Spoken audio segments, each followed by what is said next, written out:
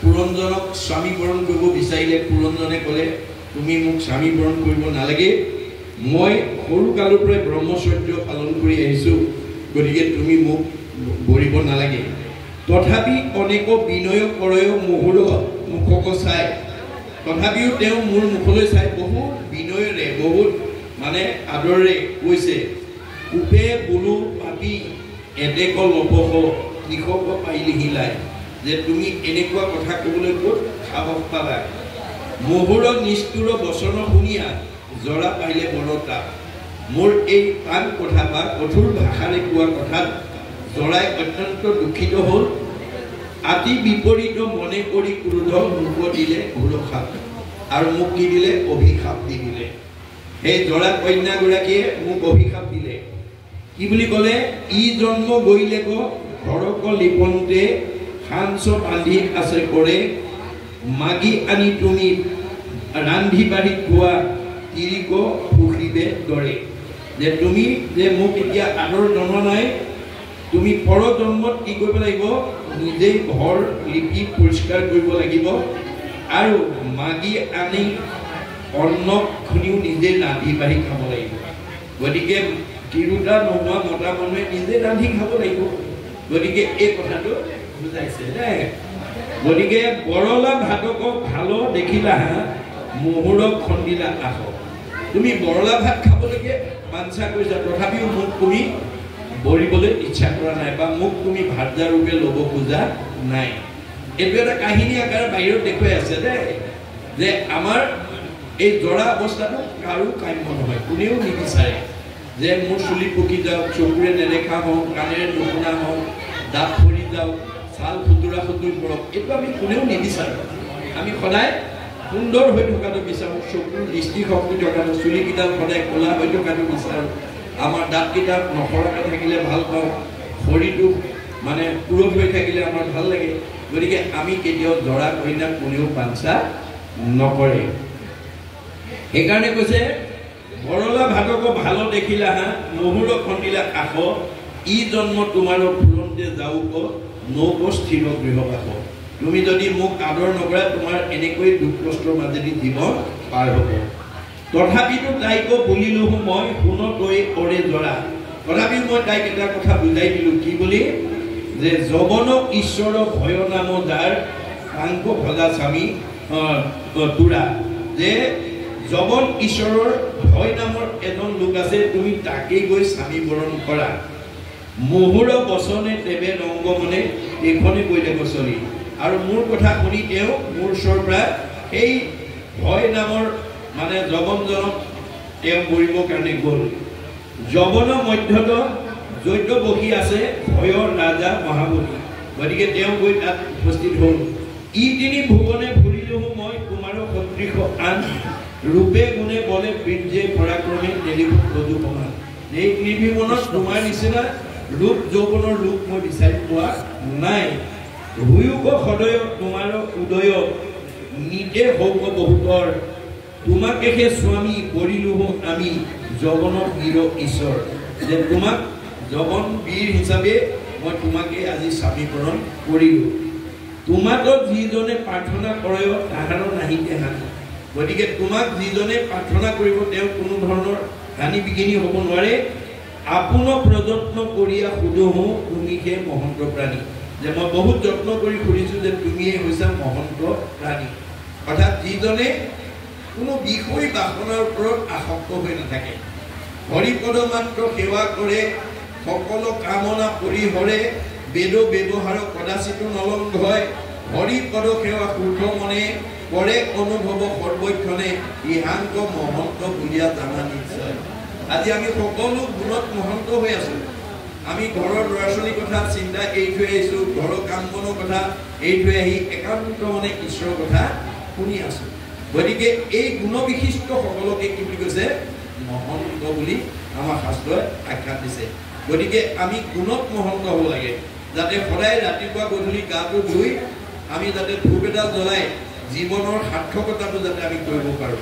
কাৰণ আমাৰ জীৱশ্ৰেষ্ঠ মানুহ হিচাপে আমাৰ প্ৰথম হোৱাৰ কামটো কি হ'ব লাগে, যে আমি প্ৰথমতে বিষ্ণু যজ্ঞ কৰি ল'ব লাগে। তাৰ পিছতে ভূত যজ্ঞ কৰিব লাগে। বিষ্ণু যজ্ঞ মানে আমি ৰাতিপুৱা শুই উঠি গা পা ধুই ধূপ এডাল জ্বলাই হ'লেও ধূনা অকণমান জ্বলাই হ'লেও ঈশ্বৰ উপাসনা কৰি ল'ব লাগে। মই আপোনালোকৰ এই ভালুক জাৰণি গাঁৱৰ কাৰোবাৰ ঘৰত আজি তাৰিখত ঈশ্বৰ সেৱা উপাসনা কৰাৰ ঠাই অকণমান নাই বুলি ভবা নাই। কাৰণ আমি যদি ৰাতিপুৱা গধূলি ভগৱানক যদি সেৱা পূজা নকৰোঁ তেতিয়াহ'লে আমাৰ জীৱন ধৰাৰ সাৰ্থকতা নাই বুলি কৈছে কোনে? মাধৱ পুৰুষে।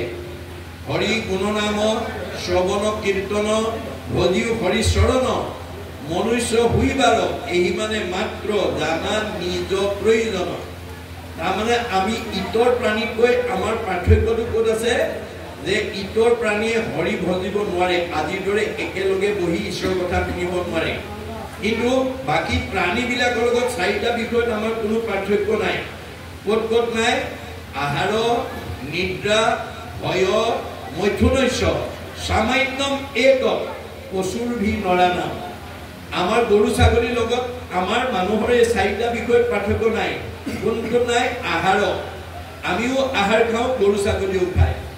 আমিও জিৰণি লওঁ, গৰু ছাগলীও লয়। আমিও সন্তান জন্ম দিওঁ, গৰু ছাগলীও দিয়ে। আমিও মৰিবলৈ ভয় কৰোঁ, গৰু ছাগলীও ভয় কৰে। এই চাৰিটা বিষয়ত আমাৰ মানুহৰ লগত ইতৰ প্ৰাণীৰ পাৰ্থক্যটো নাই। আমাৰ পাৰ্থক্যটো ক'ত আছে? ধৰ্মহি তেইশান অধিক বিশেষ।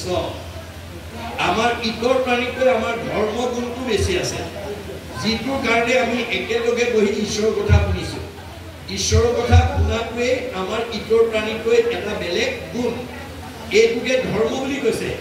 আমি যদি প্ৰত্যেক মানে সপ্তাহত, মাহেকত, পষেকত, বছৰেকত এনেকৈ যদি ঈশ্বৰৰ কথা বহি শুনি থাকোঁ তেতিয়াহ'লে এইটোকে ধৰ্ম বুলি কৈছে।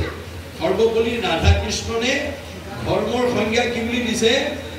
Religion binds man to man and man to God. এনেধৰণে ভাগৱত, দশম কীৰ্তন, ঘোষা ৰত্নাৱলী শুনাটোৱে আমাক কি ক'ব? ইজনে সিজনক ভাল পাবলৈ শিকিব। আমি এনেকৈ যদি সদায় ঈশ্বৰৰ কথা কৈ থাকোঁ, শুনি থাকোঁ, গাই থাকোঁ তেতিয়া আমাৰ ইজনৰ প্ৰতি সিজনৰ মৰম চেনেহটো বাঢ়ি যাব। আৰু ইজনে সিজনক ভাল পালেহে আমি ভগৱানক ভাল পাব পাৰিম। আমি গাঁৱত বাস কৰি যদি ইজনে সিজনক বেয়া পাওঁ আমি ঈশ্বৰক ভাল পোৱাৰ অধিকাৰ নাই। সেইকাৰণে ভগৱানে কি বুলি কৈছে? মোক ভাল পোৱাৰ আগতে নিজৰ পৰিয়ালটোক প্ৰথমে ভাল পাবলৈ শিকিবা। মোক ভাল পোৱাৰ আগতে সীমাঘৰীয়া ওচৰ চুবুৰীয়াক ভাল পাবলৈ শিকিবা। মোক ভাল পোৱাৰ আগতে তোমাৰ ঘৰলৈ অহা আলহী, অতিথি, ভকত, বৈষ্ণৱ, বন্ধু বান্ধৱক ভাল পাবলৈ শিকিবা। মোক ভাল পোৱাৰ আগতে দেখাজনক ভাল পাবলৈ শিকিবা। দেখাজনকেই যদি ভাল নোপোৱা নেদেখাজনক ভাল পোৱাৰ অধিকাৰ নাই। নাই। গতিকে আমি ইজনে সিজনক ভাল পালেহে ঈশ্বৰক ভাল পাব পাৰে। আৰু এই ধৰণে ভাগৱত শ্ৰৱণে কি কৰিব? আমাক সৰ্বপল্লী ৰাধা কৃষ্ণনে কৈছে religion is that which bind society together. ধৰ্ম কি বস্তু? যে যিটোৱে আমাৰ সমাজখনক একতাৰ দোলেৰে বান্ধি ৰাখিব। আপোনালোকে যদি বছৰি এনেকৈ ভাগৱত অনুষ্ঠান পাতি থাকে আপোনালোকৰ ভালুক জাৰণি গাঁও একতা দোলে বান্ধ খাই থাকিব। But which divides society, breaks it up into parts and makes people fight one another is অধৰ্ম। আপোনালোকৰ ভালুক জাৰণি গাঁৱত ডাক্তৰ আছে, ইঞ্জিনিয়াৰ আছে, অফিচাৰ আছে, প্ৰবক্তা আছে, অধিবক্তা আছে, বুদ্ধিজীৱী আছে, জ্ঞানী আছে, ব্যৱসায়ী আছে, চাকৰি কৰা আছে, মানে বিভিন্ন মানে লোক আছে। কিন্তু ইজনক দেখিলে যদি সিজনে মুখখন সিফালে ঘূৰাই দিয়ে, ইজনৰ প্ৰতি যদি সিজনৰ সদ্ভাৱ নাই, এইখন অধৰ্মী গাঁও হৈ যাব।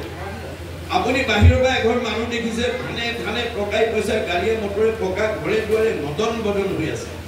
ভিতৰলৈ সোমাই গৈ দেখিলে স্বামী স্ত্ৰীৰ মাজত মনোমালিন্য, শাহু বোৱাৰীৰ মাজত মাতবোল নাই, দেউৰেকৈ নবৌয়েকৰ মাজত মাতবোল নাই, ককাই ভাইৰ মাজত মিলা প্ৰীতি নাই।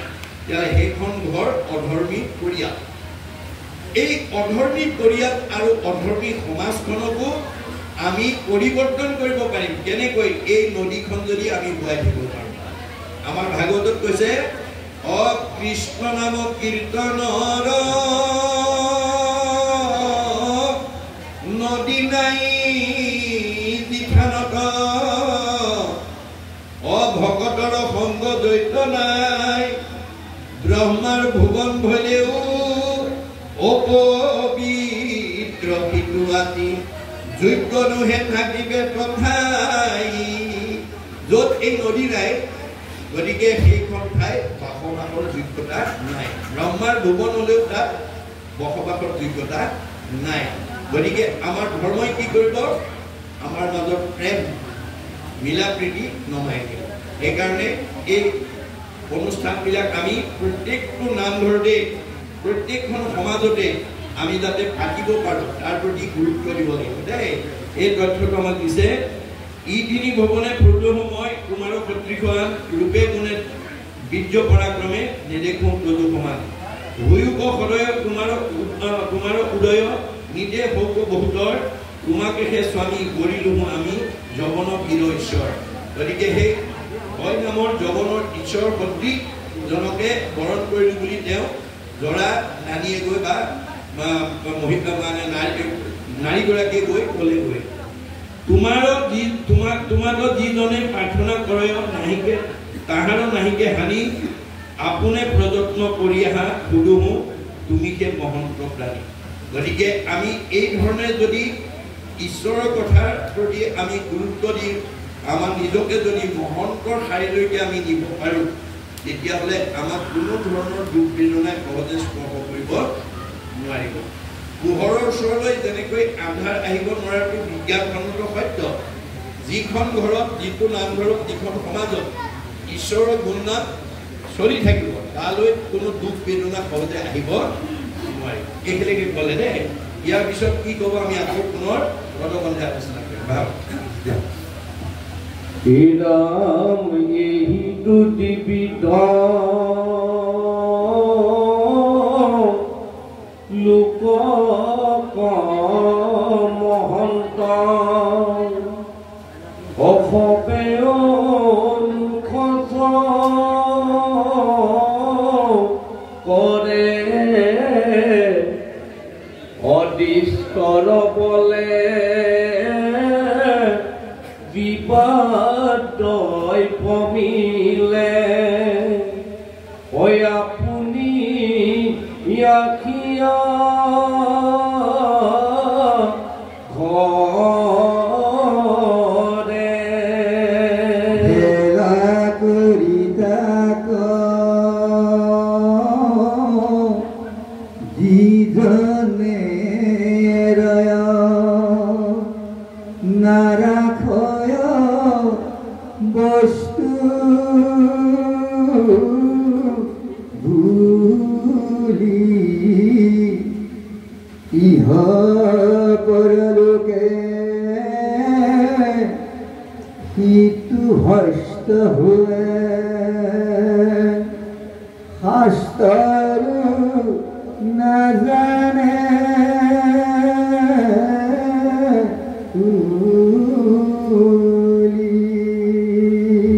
ইলামে হেন জানি তুমি মোক ভজিও ভজিলো আপুনি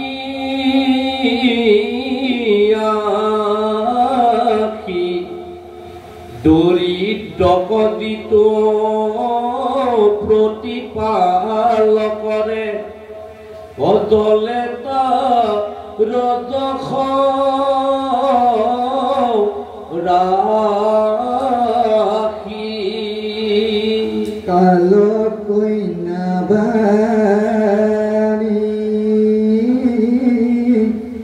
শুনি মহাৰী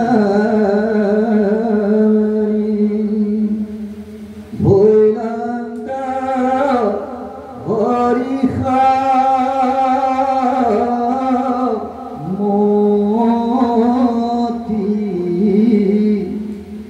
দেৱৰ দুষ্কৰা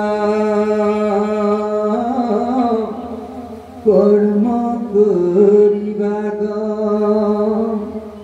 চাইবে জমাৰা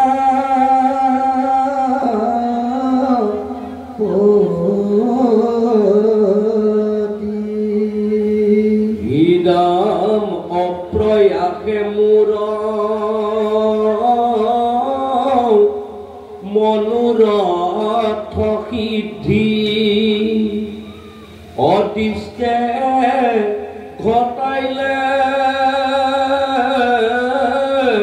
আনি ভয় রাজা রঙ্গে তোরা কহিয়া ও হাকিয়া বুলিল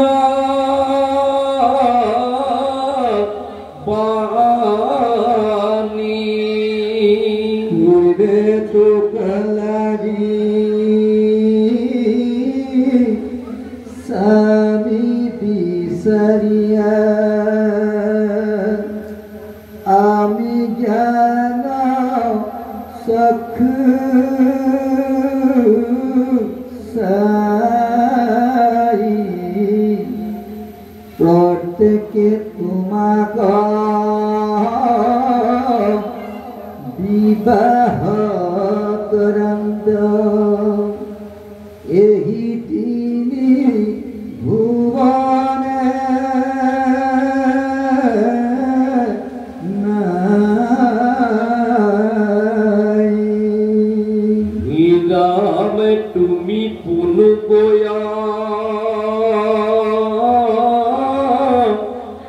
দার ভাইটা ভইলা ও তাহার নাহি কইলা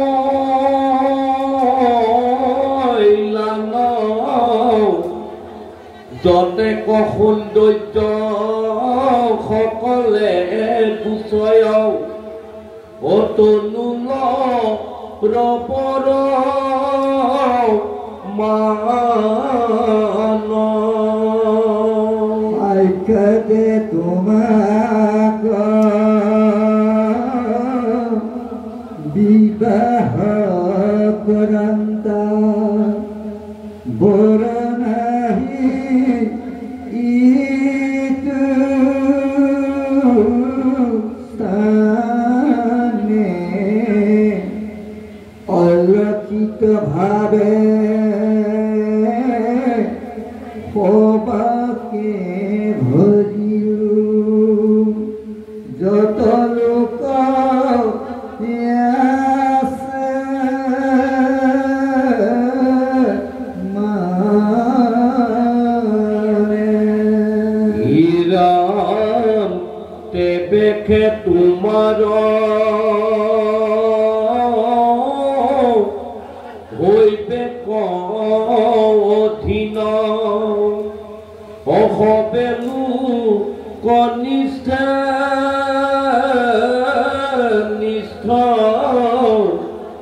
তজু স্বামী আমি পাইবার এইহে উপায় পাইলু বিকিষ্ঠ।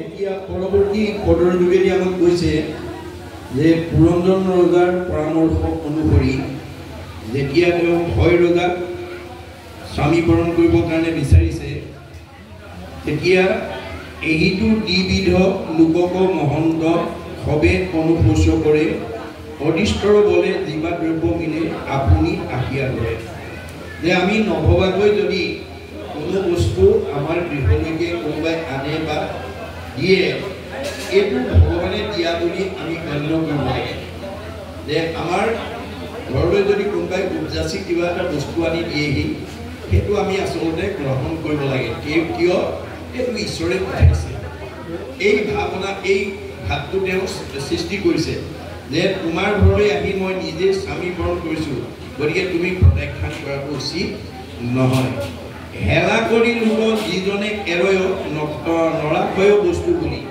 যে কোনোবাই যদি উপজাচি দিওঁতেও নলয় বস্তুটো নাৰাখে ইহ পৰলোকে সিটো ভ্ৰষ্ট হৈ এতিয়া তেওঁ ইহকাল পৰকালত তেওঁ অনিষ্ট হ'ব শাস্ত্ৰৰো নজানে বুলি শাস্ত্ৰৰ জ্ঞান নাইকিয়া কাৰণে কোনোবাই উপজাচি দিয়া বস্তুটো গ্ৰহণ কৰিবলৈ কোনোবাই ইচ্ছা নকৰে হেন জানি তুমি মোক ভজিলো আপুনি আহি গতিকে হে ভয় ৰজা তোমাক মই আহি নিজে তোমাৰ মানে মই ভজনাত মই তোমাক ভজিছোঁ তুমি মোক গ্ৰহণ কৰা দৰিদ্ৰক যিটো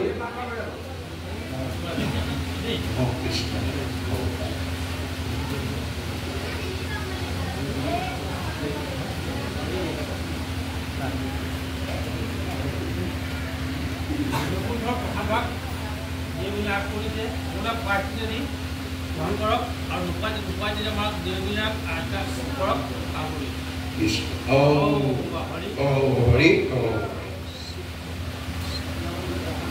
হেনদানি তুমি মোক ভজিলো আপুনি আঁকি দৰিদ্ৰক যিটো প্ৰতিপালন কৰে জলে আৰু দশলাকি যে আমাৰ ঘৰলৈ যদি কোনোবা দৰিদ্ৰ লোক অভাৱী লোক বিপদগ্ৰস্ত লোক যদি আহে আমি তেওঁলোকক কি কৰিব লাগে মানে সমাদৰ কৰিব লাগে তেওঁলোকক আমি বিপদৰ পৰা উদ্ধাৰ কৰাৰ ক্ষেত্ৰত সহযোগিতা বা সহায় আগবঢ়াব লাগে আপোনাৰ এই শৰীৰটোৱে যদি পৰৰ উপকাৰ সাধন কৰে তেতিয়াহ'লে আমাৰ কি হ'ব পৰোপকাৰায় পুণ্যম আমাৰ তেতিয়া পুণ্য হ'ব সেইকাৰণে আমাৰ শাস্ত্ৰত 8 প্ৰকাৰ সদাচাৰৰ কথা উল্লেখ আছে মনত ৰাখিব দেই 8 প্ৰকাৰ সদাচাৰৰ কথা আমাৰ ভাগৱতত উল্লেখ আছে এই সদাচাৰখিনি যিখন ঘৰৰ পৰিয়ালে মানি চলিব যি মানি চলিব তেওঁৰ শৰীৰ সুস্থ থাকিব মন শুদ্ধ হৈ থাকিব আয়ু বৃদ্ধি হ'ব আৰু